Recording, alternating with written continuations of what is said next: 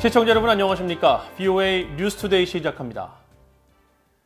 미국과 캐나다, 일본 등 58개 나라가 자의적 구금을 반대하며 이를 중단할 것을 촉구하는 선언을 발표했습니다.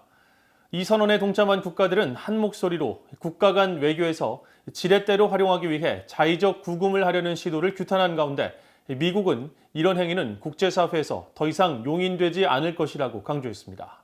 첫 소식 오택성 기자가 보도합니다. 미국과 유럽연합 EU, 일본, 캐나다 등 58개 국가 외교부는 15일 세계 곳곳에서 벌어지는 외국인을 대상으로 한 자의적 구금 실태를 규탄하며 이를 중단할 것을 촉구하는 선언을 발표했습니다. 8개 항목으로 구성된 이번 국가 간 자의적 구금 반대 선언은 특히 외국인에 대한 자의적 구금을 정치적인 목적으로 국가 간 외교에서 거래 방안으로 활용하라는 것은 국제인권법에 위배되는 것이라고 지적했습니다. 또 자의적 체포, 구금, 선고 등은 각국의 우호적 협력과 국제여행, 무역, 상업뿐만 아니라 국제 분쟁에 대한 평화로운 해결 책임을 약화시킨다고 강조했습니다. 그러면서 각 나라들이 가혹한 상황에 처한 구금과 변호인 접근 거부, 고문 그리고 다른 모욕적인 대우나 처벌을 예방하고 끝낼 수 있는 구체적인 조치를 취할 것을 촉구했습니다. Many countries who are endorsing and promoting the declaration do so because they recognize that their own citizens could be subjected to this type of treatment, and too many already are. 토니 블링컨 미국 국무장관은 자의적 구금은 극악무도한 행위라고 비판하면서 자의적 구금에 반대한다는 뜻을 분명히 밝혔습니다. 특히 이번 선언에 대한 폭넓은 지지는 역사가 자기 이익만을 위한 법의 정치적 도구로서의 이용이 아닌 인권과 법의 편임을 분명하게 보여준다고 덧붙였습니다. But some countries still do it, and we as a global community have to stand against it.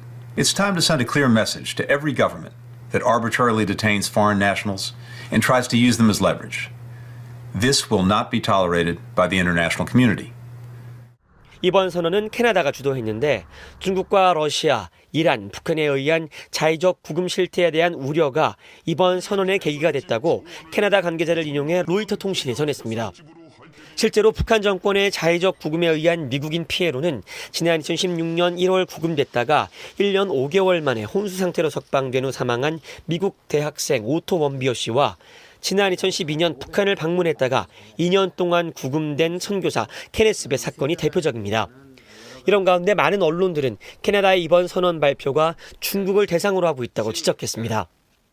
특히 지난 2018년 중국 통신업체 화웨이사의 재무 책임자이자 창립자의 딸인 멍한저우가 미국의 이란 제재 사항 위반 혐의로 캐나다에서 체포돼 억류된 직후 캐나다의 전직 외교관인 마이클 코브릭과 사업가인 마이클 스페이버가 중국에서 붙잡혀 감금된 뒤 재판을 받고 있는 사실을 전했습니다.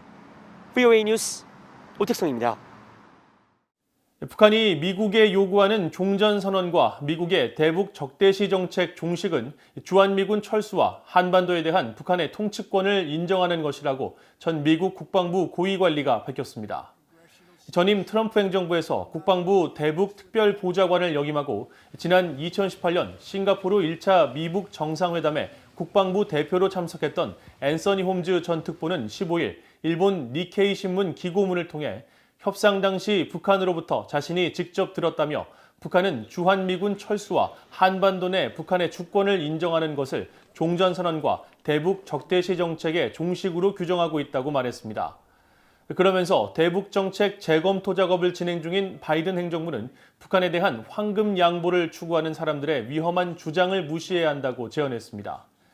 홈즈 전 특보는 황금 양보주의자들은 북한 정권이 지난 30여 년 동안 무언가를 하기 전에 일방적이고 기약 없는 선 양보 조치를 북한에 제공하도록 전 세계를 설득하려 했다면서 북한의 구체적 조치 전 선제적인 인센티브를 제공하고 양보를 주장하는 접근법을 멀리해야만 올바른 대북 정책의 검토가 달성될 수 있을 것이라고 지적했습니다. 북한이 최대 무역국인 중국과의 무역이 지난해 크게 감소한 것으로 나타난 가운데 다른 나라들과의 무역 역시 급감한 것으로 확인됐습니다. 신종 코로나 바이러스로 인한 국경 봉쇄 영향으로 추정되는데 앞서 공개된 중국과의 무역처럼 북한의 대외 수입액 감소가 두드러진 점이 주목됩니다. 함지하 기자가 취재했습니다.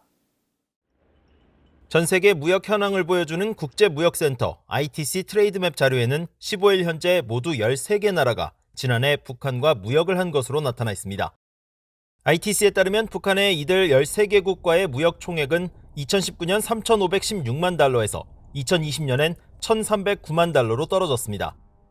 신종 코로나 바이러스로 강도 높은 국경 봉쇄 조치가 취해진 지난해 이들 나라들과의 무역액이 전년도에 비해 약 3분의 1 수준으로 하락했다는 의미입니다. 수출과 수입을 구분해 살펴보면 북한의 대외 수입액이 수출액 하락폭보다 더 크다는 사실을 알 수 있습니다. 북한의 이들 나라들로의 수출액은 2019년 836만 달러에서 2020년 806만 달러로 약 30만 달러, 약 4% 낮아졌지만 수입액은 2019년 2680만 달러에서 502만 달러로 내려앉아 약 80%나 감소했습니다. 나라별로는 2019년 북한이 1985만 달러의 수입액을 기록했던 브라질이 지난해 9만 3천 달러로 하락하면서 가장 큰 폭으로 떨어진 나라로 기록됐습니다. 그 밖에 남아프리카 공화국과 스위스 등이 큰 무역 하락폭을 보였습니다. 반면 아프리카 국가인 모잠비크는 전년도보다 약 113만 달러 많아진 471만 달러의 무역액을 기록해 북한과의 무역 규모가 오히려 늘었습니다.